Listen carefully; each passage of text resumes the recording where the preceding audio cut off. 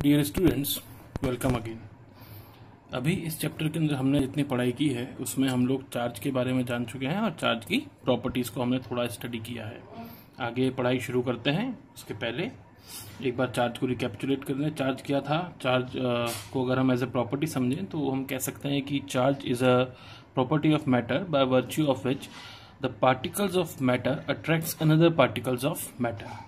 और अगर हम चार्ज को फिनोमिना की तरह समझें तो हम कह सकते हैं charge is a temporary stage और एक्साइटेशन और phenomena which is achieved by body when there is excess और डेफिशिएंसी ऑफ इलेक्ट्रॉन्स। ठीक है, चार्ज की अगर हम यूनिट्स की बात करें तो the SI unit of charge is coulomb. It is denoted by capital C। और चार्ज को हम डिनोट जो करते हैं वो कैपिटल Q या स्मॉल q से डिनोट करते हैं। ठीक है, आगे बढ़ते हैं। इसके बाद हमने चार्ज की प्रॉपर्टीज पढ़ी।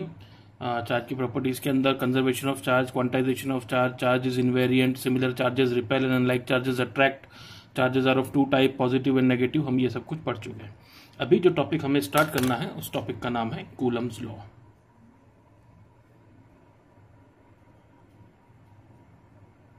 कूलम्स लॉ क्या कहता है?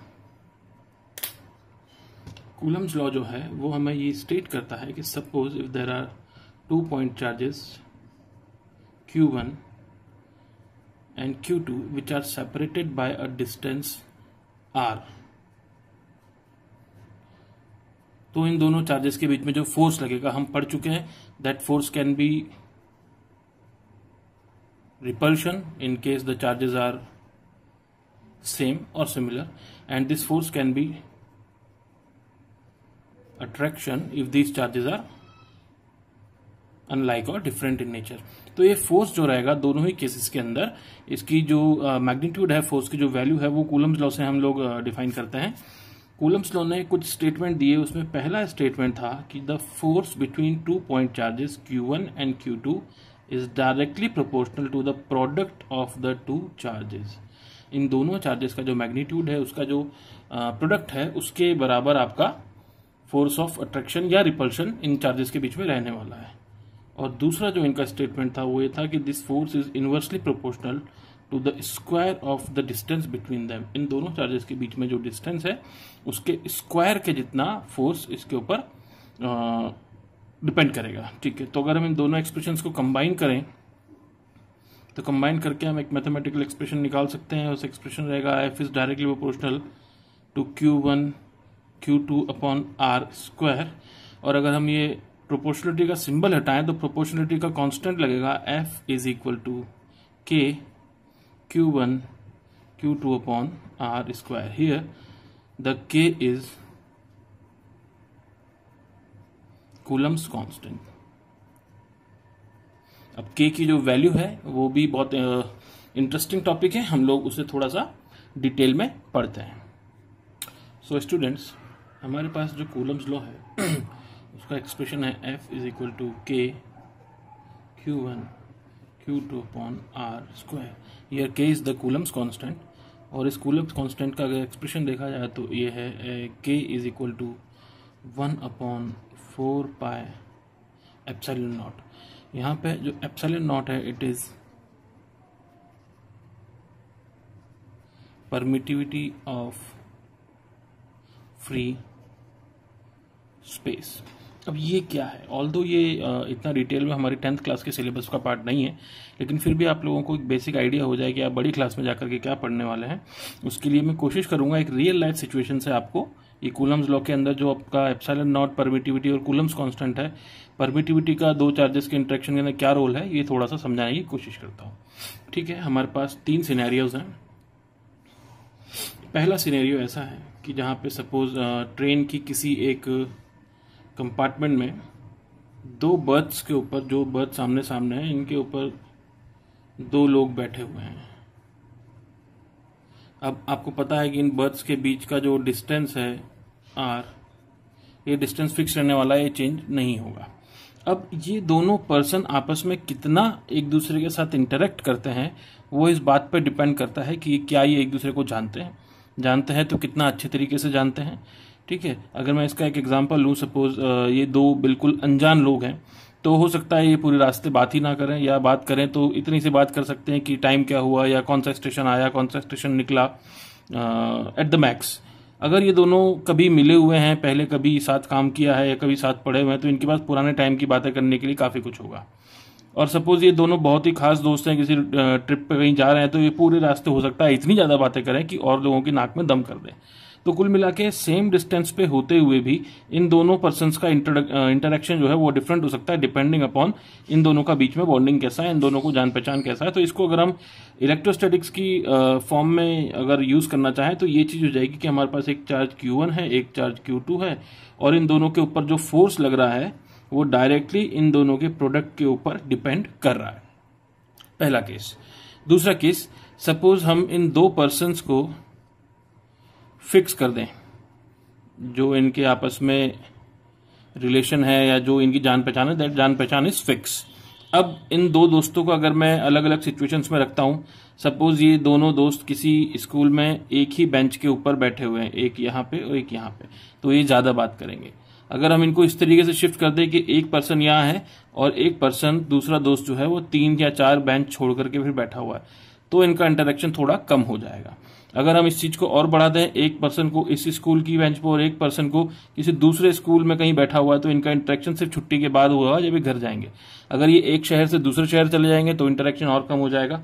तो हम यहाँ देख रहे हैं कि जैसे जैसे इनके बीच का डिस्टेंस बढ़ रहा है, इनका इंटरेक्शन जो है वो कम हो रहा है। इस चीज को हम कूलम्स लॉ के अंदर इस चीज से रिप्रेजेंट कर सकते हैं कि F is inversely proportional to the square of the distance between these two. अब जो हमारा थर्ड और सबसे इंपॉर्टेंट है, जहां पे परमिटिविटी का रोल है, उसको समझने के लिए हम लोग कुछ ऐसा कर सकते हैं। सपोज हमने ये दोनों पर्सन जो हैं इन्हें कर दिया फिक्स, ये चेंज नहीं होंगे, और हमने इनके बीच का डिस्टेंस भी कर दिया है फिक्स। तो इन दोनों का आपस में जैसा रिलेशन है वो कांस्टेंट है, वो चेंज नहीं होगा क्योंकि पर्सन चेंज नहीं हो रहे। फिर हमने इन दोनों का डिस्टेंस फिक्स कर दिया, तो अब यहाँ पर R भी चेंज नहीं हो रहा। अब तीसरा फैक्टर इंट्रोड्यूस होता है जिसके ऊपर इनका आपस का इंटरेक्शन डिपेंड करेगा, वो है जिस रूम में बैठे हैं उसका एनवायरनमेंट। सपोज ये कोई दो अच्छे दोस्त हैं और एक फ्री पीरियड के अंदर अगर ये क्लास में है तो ये काफी बातें करेंगे। अगर क्लास में कोई टीचर है तो इनकी बातें थोड़ी कम हो जाएंगी। अगर क्लास के अंदर कोई टेस्ट चल रहा है तो ये बहुत कम बात करेंगे। और सपोज एग्जाम बोर्ड्स का है तो हो सकता है ये लोग एक दूसरे की तरफ देखे भी ना, ये भूल भी जाए कि ये मेरा दोस्त है। तो same person at the same distance, इसके बावजूद भी ये जिस एनवायरनमेंट में है वो इनके इंटरेक्शन के ऊपर काफी रोल प्ले कर रहा है। अगर हम इस चीज को इलेक्ट्रोस्टैटिक्स के अंदर देखें तो same charges Q1 and Q2 which are separated by a distance R, हम इन्हें इस पूरे सेटअप को जिस मीडियम में रखेंगे वो मीडियम इन्हें इंटरेक्ट करने की कितनी परमिशन देगा वो चीज डिपेंड करती है। जैसे अगर ये फ्री स्पेस में है तो इनका इंटरेक्शन विल बी डिफरेंट। अगर ये किसी और मीडियम में, सपोज ये वाटर में रख दिए जाए, एयर में रख दिए जाए, तो इनका इंटरेक्शन विल बी डिफरेंट। तो ये जो तीसरा फैक्टर जो एक्ट कर रहा है वही है आपका परमिटिविटी, की कोई पर्टिकुलर मीडियम दो चार्जेस को आपस में इंटरेक्ट करने की कितनी परमिशन दे रहा है, उसके ऊपर उनका फोर्स, उनका जो ऊपर लगने वाला फोर्स है वो डिपेंड करता है। और ये फोर्स जो है इसके ऊपर इनवर्सली प्रोपोर्शनल है। Permittivity is actually an inverse quantity. इसकी वैल्यू जितनी बढ़ेगी, दो चार्जेस के बीच में इंटरेक्शन, दो चार्जेस के बीच में लगने वाला फोर्स उतना ही कम होता जाएगा। ठीक है, अगर हम इनकी वैल्यूज की बात करें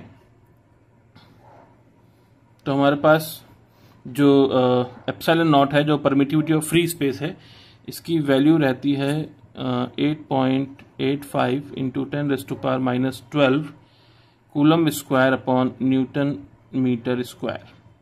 और अगर हम इसको फॉर्मूला के अंदर देखें तो जो k की वैल्यू है, यानी कि जहां 1/4 पाई एप्सिलॉन नॉट है, तो इस k की पूरी वैल्यू है 9 इंटू 10⁻⁹ न्यूटन मीटर स्क्वायर पर कूलम स्क्वायर। हमें सीधे इस वैल्यू को इस्तेमाल करना है। ऑल्दो इसकी जरूरत हमें बहुत कम पड़ेगी 10th क्लास के लेवल पे, लेकिन फिर भी हमें पता होना चाहिए the value of coulomb's constant, that is 9 into 10⁻⁹ newton metre square पर कूलम स्क्वायर। ओके स्टूडेंट्स, अब हम क्वांटाइजेशन और कूलम्स लॉ के ऊपर बेस्ड कुछ न्यूमेरिकल सॉल्व करेंगे और फिर उसके बाद में हम लोग हमारे चैप्टर में आगे बढ़ेंगे। हमारे पास क्वेश्चन है, find the number of electrons in a charge of 1 coulomb. इसका सॉल्यूशन बहुत ही इजी है। हमें फॉर्मूला पता है कि क्वांटाइजेशन से हमें ये जानते हैं कि Q is equal to N into e, where N is the number of electron. Charge हमें क्वेश्चन में गिवन है 1 coulomb is equal to number of electrons into charge of 1 electron, that is 1.6 into 10⁻⁻⁹ coulomb. अगर यहाँ से हम इसे rearrange करें तो N विल बी 1/1.6 इंटू 10⁻⁻⁹, यानी कि जब इसे कैलकुलेट कर रहे हैं तो इट विल बी 6.25 इंटू 10⁻18। तो हम कह सकते हैं कि in a charge of 1 coulomb 6.25 into 10⁻18 electrons takes part. हमने ये क्यों लिखा? वो इसलिए लिखा है क्योंकि ये 1 coulomb charge, it may be positive, it may be negative. अगर 1 कूलम चार्ज पॉजिटिव है किसी ऑब्जेक्ट पे, मतलब that particular body has lost this much amount of electrons. और अगर ये चार्ज किसी ऑब्जेक्ट के ऊपर नेगेटिव है -1 कूलम, मतलब that particular body has gained this much number of electrons. Okay students, हमारा नेक्स्ट क्वेश्चन है, is it possible for a body to have the following charges? Part 1 is 3.2 into 10⁻⁻18 coulomb and second is 4.8 into 10⁻⁻20 coulomb। ये भी question हम लोग quantization of charge से solve कर सकते हैं। हमारा सॉल्यूशन रहेगा, अगर मैं पार्ट 1 के लिए सॉल्व करता हूँ तो Q हमें गिवन है 3.2 इंटू 10⁻⁻18 कूलम। अगर Q is equal to N into E का इस्तेमाल करें तो number of electron multiplied by 1.6 into 10⁻⁻19 coulomb, और Q मुझे गिवन है 3.2 इंटू 10⁻18। यहाँ से अगर मैं N कैलकुलेट करूँ तो N की वैल्यू निकल के आ रही है 3.2 इंटू 10⁻18 डिवाइडेड बाय 1.6 इंटू 10⁻⁻19। तो ये वैल्यू मुझे निकल के आ रही है नंबर ऑफ इलेक्ट्रॉन्स एज 20। तो देर आर 20 इलेक्ट्रॉन्स एक्सेस और डेफिशिएंसी फॉर दिस चार्ज, यानी कि 20 electrons is possible because it is an positive integer value. Let's check the second problem. तो हमें Q जो है वो गिवन है 4.8 into 10⁻⁻20 and we know that charge of an electron is 1.6 into 10⁻⁻19 coulomb. Solving for N using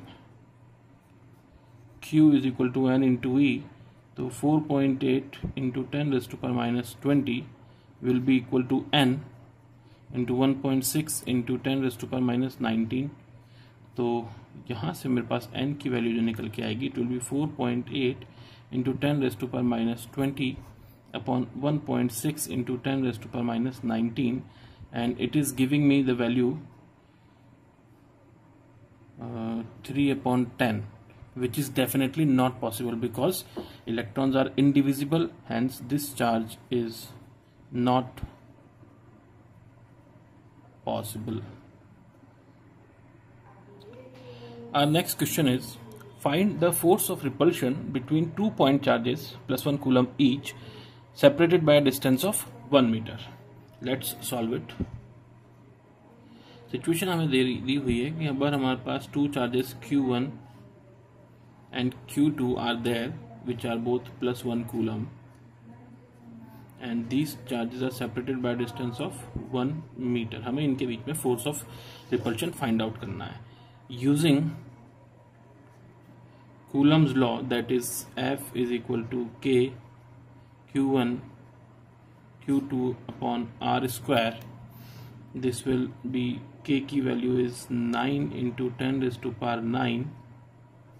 Q is 1, Q2 is also 1, it will be 1. R is 1 meter, so 1 square will also be 1. So I can say that the force is 9 into 10⁹ Newton. This is our final answer. This is a very basic question.